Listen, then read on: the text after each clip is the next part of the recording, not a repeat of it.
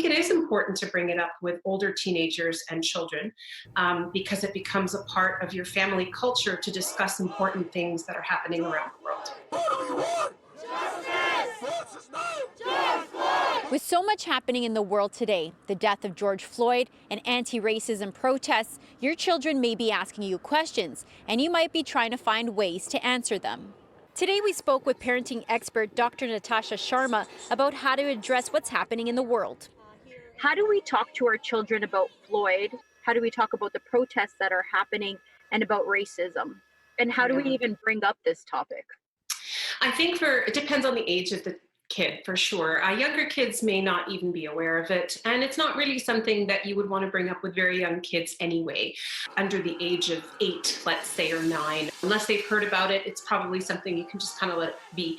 But older kids may have been exposed, or they know something about it either through friends or, the access, of course, to social media. We want to make sure that if they've seen and they know about the story, that we definitely engage in a conversation with them about it, that we ask them how they feel about it, what they've seen, what questions they have, and if they are feeling anything as a result. You can bring up the conversation of anti-Black racism in a way that's age appropriate. So for younger kids, that could look like, do you have friends in your school who look different than you?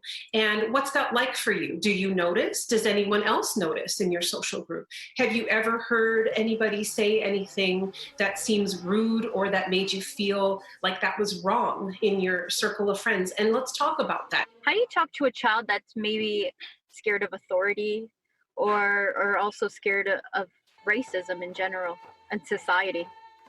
That is an excellent question. I think a huge part of the issue is certainly the not just anti-Black racism, but racism and discrimination based on bias, both overt and subconscious. But I think the other part of this is also this fear that is developing with respect to authority figures and law enforcement. And it's very important to acknowledge those feelings.